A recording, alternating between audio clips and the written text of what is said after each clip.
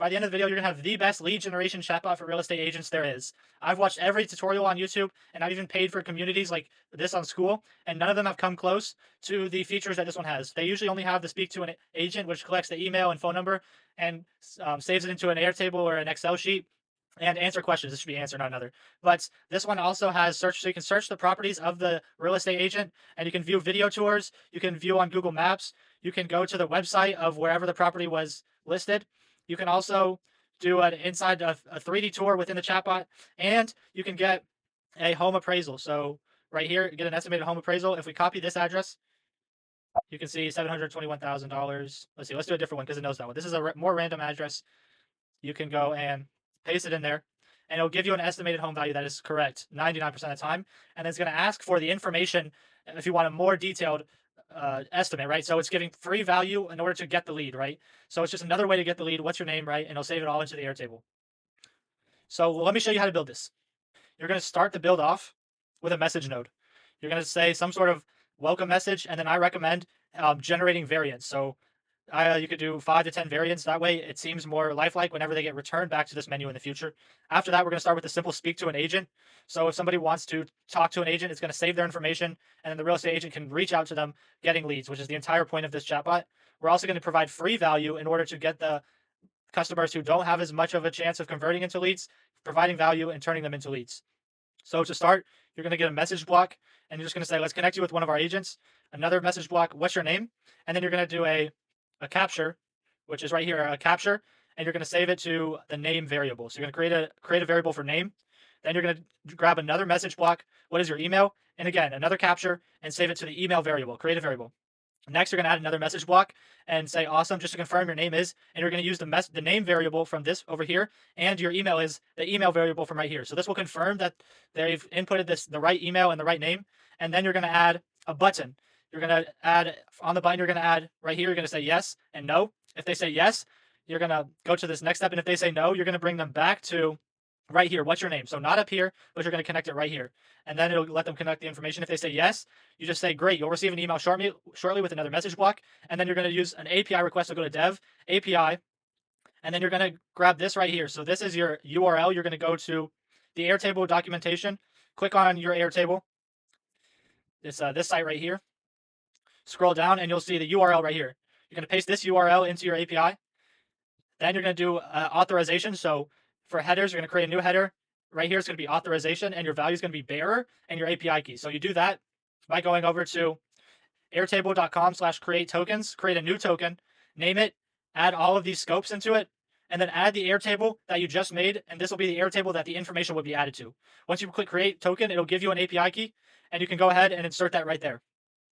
Then you'll need a content type, application/JSON, which is just a standard. And then you're going to type this code in right here for the body. So I'll put this in the comments. And you're going to put for name, you're going to put the variable that you made for the person's name and email right here. And it needs to be the exact variable. So double curly brackets, and then like this, email. And then it'll send that information to your Airtable. And then back to the main menu, you're going to add buttons. And then I want to speak to an agent, I want to sell, and I want to buy a house. You're going to connect all three of these to the same collect information that you just made. Then we're going to do, I want to search for a property. This one right here, you're going to add a message block. For the demo purpose, since we are not working with a real estate agent, they would have their own database of listings. But for this example, we do not. So we're just using one listing, and we're going to hard code it in there. But whenever you get your first client, this API right here, instead of being Airtable, you would use an API for their website, which would grab listings from their website and bring them into the chatbot. So it's the same process. You're going to add a message node saying, if you're doing a demo like me, you can add this part. But if not, only city is required, and then this optional. For demo purposes only, there's just one listing. So whenever they press, and then you're going to add a button.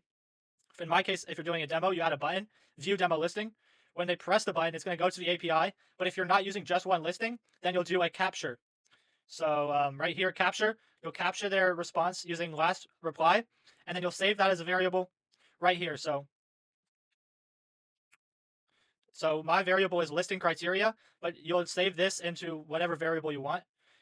So once you have either your button or your capture last user response, you're going to get an API node. And if you're just doing it for a demo listing, you're going to store your listing information in an Airtable like this. So you're going to make sure that you need the important stuff like city, state, address, and then if it has a YouTube link to the house tour or an iGuide link, you're going to put that in here and label it YouTube video and iGuide.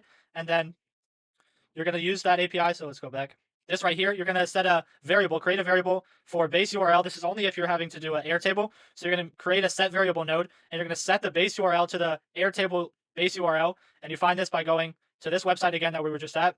Scroll down, and here's your base URL for whatever Airtable you're using. This is going to be a GET request, I believe. So yeah, you're going to set this to a GET request. Copy this right here, which is in the description. And then right here is listing criteria. So this would be whatever variable you set right here. So if you're using a button, you can hard code this. So use a set variable listing criteria equals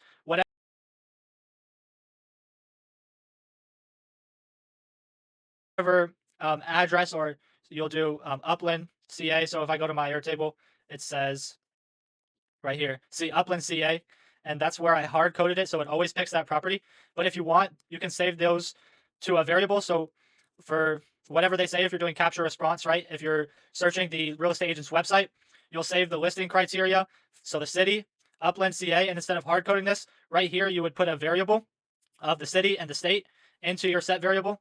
That way, whenever it receives a listing, it'll right here in your listing criteria, it'll have the city and state and address or wherever they want to see. So if they do city, state, we're doing that to make it simple, but they could do price, etc. This would be here. It would go to your database of listings or the website of the real estate agent, and it would grab those listings. So again, for the Airtable, you're going to need to add a header, which is going to have authorization, bearer, and then the API key that we made earlier.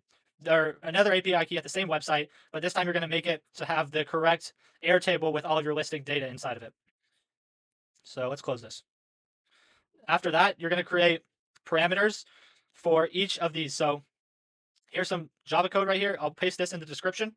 You're going to paste this into a code node, and you're going to create a variable for each of these. So price, city, state, bathroom, bedrooms, URL, all of that. You're going to create a variable for each of those, and you're going to do listing parameters, right?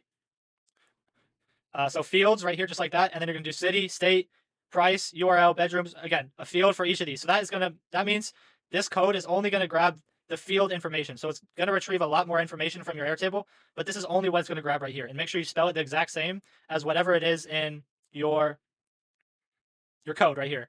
So then you're going to go to another conditions node. So this is if you want to show more than one property, you can do number of properties found is 0. So this means 1 in coding terms. Then you would route them here. So if you're wanting to show multiple listings at once, you could do number of properties found is 2, 3, 4, 5. And if there's 2 properties, you'd route them to another carousel, which is right here. You're going to add a carousel node, and then you're going to add a link right here. So if you're hard coding this, like I said, we saved all of these into a variable. So if you're having different listings, instead of it being hard coded right here, you would add the variable of the listing photo or whatever, the photo that you saved, and this would change based off the property. Then you're going to do $, so price, city, and state. These are the variables that you just created. And then inside of the carousel, you're going to add buttons, right? So view video tour, view on Google Maps, view property on Zillow. But again, this can be replaced for the website of the real estate agent, and go inside with a 3D tour. Once you've created each of these buttons, we're going to start with the YouTube video. So right click on this YouTube video, just like this, right click, and then you're going to copy embedded code, bring it back over here. After you say your message block of whatever you want to say, you're going to add another message block, and you're going to copy that code you just got from YouTube into here. So then you're going to change this right here to 100%. And same with this right here, 100%. Then right here, this is going to be the specific video, right? So in this case, if you're going to hard code it, meaning you're just going to have one video, you'd leave it to whatever video you want. Or you can add the variable that we created over here, which is the listing video URL, right? So YouTube video tour, you'd add that dynamic variable right here. So it would change based on whatever listing the customer searched. Then on Google Maps, you're going to go to right here. So Google Cloud, you're going to sign up for an account. It gives you $300 in free, $300 in free credits. So you'll be good for a while. Once you sign up, you're going to create a new project right here. So just add a project name, press create. Once you've created your new project, you're going to go here to APIs and services, and then enable or library right here. It's going to bring you here, and you're going to enable you're going to go to the Places API right here and enable this. So once you enable this API, you're going to go ahead and grab your API. So go to credentials and grab your API key, or you're going to need to create one. Then grab it. Once you have your API key, you're going to go over to your Google Maps right here. You're going to create a post request.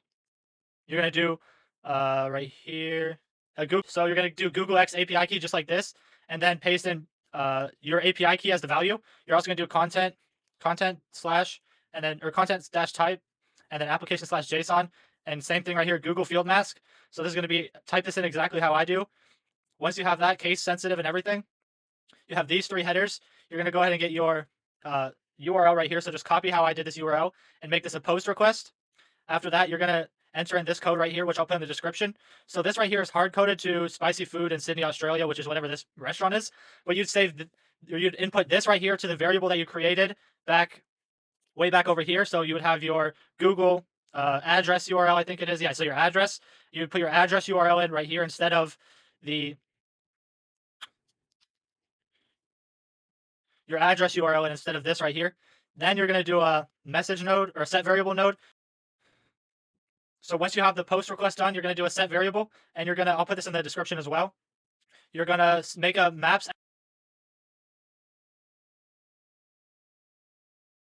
address variable, so create variable, and put this as the value. Then you're going to do a message node. I'll put this in the description as well. You're going to copy this into there. Make sure the width and height, it'll be all the same.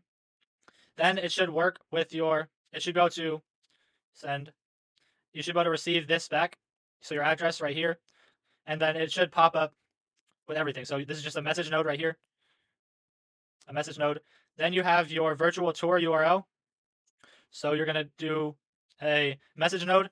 You're going to copy, I'll put this in the description as well. And you're going to do your virtual tour URL that you saved back here as a dynamic variable. So whatever virtual tour URL, it'll paste it in right here. And again, you'll have the virtual tour. So then for Zillow properties, super easy. You're just going to do the URL of so right here, this would be the URL of wherever the listing is set. So if it's Zillow or a real estate agent's website, this would be that URL. You just do a set variables node or an open URL node. So pull out like this, actions, open URL, and you'd set the variable to this variable right here. So the variable that you created back in the API request. So now that you have all this set up, that's a really huge feature that a lot of chatbots don't have. We're also going to add the basics. So get answer questions. This one's super easy. You're going to do how can I help a message, and then again another capture. You can save it as last utterance, which is the default. You're going to do an AI response node, and you're going to set this to a custom knowledge base. So the way you set knowledge bases, you go back. You're going to go to knowledge base, and you can add a knowledge base. So you can either add data source. You can do a URL. So this could be the website of you would input the website of the real estate agent that you're working for. You can also do an upload file, so like a Google Docs with frequently asked questions and answers. This is up to you to customize the knowledge base. Then, once you have the AI knowledge base right here, you're going to put for question last utterance, which is whatever the customer just asked right here. And then this right here. So this, I'll paste in the description as well. Respond to last utterance. This right here, VF memory, gives it past conversation memory. So without this, it wouldn't really know what we're talking about except for what the user asked, but this gives them the AI memory of the entire chat. So then you're going to have a not found. So if the AI cannot answer the question, you're going to make sure not found path is ticked. You're going to do, sorry, I couldn't find the answer for your question, whatever you want to say. Well, our representative reach out to you via email. And then you're going to attach this message node to the capture information that we created earlier. So what's your name, and then what's your email, etc., right? And then I'll save it into the Airtable. If it is able to help, you're going to go to here, which would be a success right here. You're going to add this to a message block, and this is going to say, would you like to know anything else? Is there anything else you want to know? So generate variants of this. That way, if they ask multiple questions, it has a different response each time, and it seems less like a robot. So if they say yes, you're going to do another capture reply and save to last utterance, and then route that back to the AI knowledge base. If they say no, you can either end the conversation, or I like to route it back to the main menu. So super simple answering questions. Then lastly, we have get a home appraisal estimate. You're going to do this by what's the name of the address on your home with a message block, and then save that with a capture response, entire user reply to selling address. Then we're going to do another API request. It's going to be a get API request, and you're going to paste in this URL right here, which I'll add in the description, and the selling address of the address that they just mentioned, as well as an API key. So you're going to put an X API key for the header, and you're going to go ahead and go to this website right here, Rentcast. Sign up for Rentcast, and it's free 50 uses, and you'll create an API key. So once you create an API key, go ahead and paste that in for your header, and then you're going to do capture response. So exactly how this is, let's grab an address. So once you have your API key, then you're going to do 2 capture responses. So you're going to do price range high, and then you're going to create a variable for price range high, and same thing for price range low. Create a variable for price range low. This is because whenever you add an address, right? We'll go here. Come and see. You're going to get this data back, which is a whole lot of data, right? But we only need these 2 right here. So this is all we're going to capture with these 2 variables and save it to a variable. Then we're going to go to a message node and say, based off the address alone, because there's more factors, we estimate the price to be variable. So input the variable of the price range low and then 2 price range high. So that'll output the number of what the home is estimated to be. Then you're going to do an exact evaluation. So another message node should be done by a real estate agent. Would you like to capture the information, right? So this is just trying to get the lead from the customer again. They say, okay, you're going to connect this to the capture information that we just created. And if they say no thanks, you're just going to route them back to the main menu. So now we've done a chatbot that can speak to an agent. It can also search for the property. It can answer questions and do a complete home appraisal. This has the most features by far that I've seen for a real estate chatbot agent. The last thing we need to do to make this a little bit more easier is set an intent, right? So we're going to set an intent for main menu. If somebody wants to sell, if somebody wants to ask a question or speak to a human, right? So what an intent is, you can just double click, add a trigger, and it'll be right here. So trigger, you're going to choose intent, and then you're going to make this your own intent, right? So speak to a human, for example. The way we create an intent is you're going to, let's create a new one. So intent by create intent, right? So you need to generate. This basically means if anytime in the conversation they say, I want to buy a house or I want to sell a house or I have a question, for example, it'll automatically route them to this area. So you would say, I want to buy a home, right?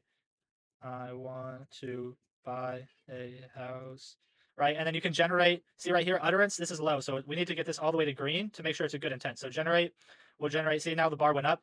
And of course it's buy a car, buy groceries, but make sure this is all related to whatever intent you're setting, right? So generate enough intents until the bar is green, and then your intent will be good. So create intent, for example. So you're going to create intent for I want to speak to a human. That way, if at any point they want to speak to a human, they can. For main menu, for sell, for I have a question, for all of the ones that we just routed. That way, at any time they can go ahead and go to that part without any issues. After that, you're going to go to your test agent right here, and it's going to want you to train the agent. So let's see right here. Up here, see it says training. For me, it says 100% trained, but you're going to have to train the agent after you do the intent. After that, you should be good to go, and you'll have a fully functioning chatbot. If you want to put this on the real estate agent's website, all you have to do is, first of all, publish. So if you want to make changes to the chatbot, but you don't want them to be on the site right away, you just don't publish it. And then once you've created the changes, you can publish it, and it'll change for the site. So you'll go to share, and then you can go to share prototype, right? So this is where you can change the color of the chatbot. You can upload icons, things like that. You can also remove the branding, which I highly recommend, but that's a paid feature. So you can make this password protected, meaning they can only chat to the agent if they have a special password for like demos and stuff like that. And then you're going to leave this as chat. And you can share the prototype, so you can copy the link, or you can open in a new tab, which will just take you there, copy the link, and you can paste this link into emails or anything like that. And if you want to, so once you publish it, you can also add the agent to the website. So click this right here, and this code would be added to the agent's website, and then it would just be a little chatbot like this in the bottom corner. So now that's it. I hope you enjoyed, and I hope everything made sense. If you have any questions, you can just drop a comment, and I will reply to your question and try and help you out as much as possible. Thanks for watching. This took a lot of time, so if you liked and you stayed to the end, subscribe and leave a like, and I hope you can sell this to more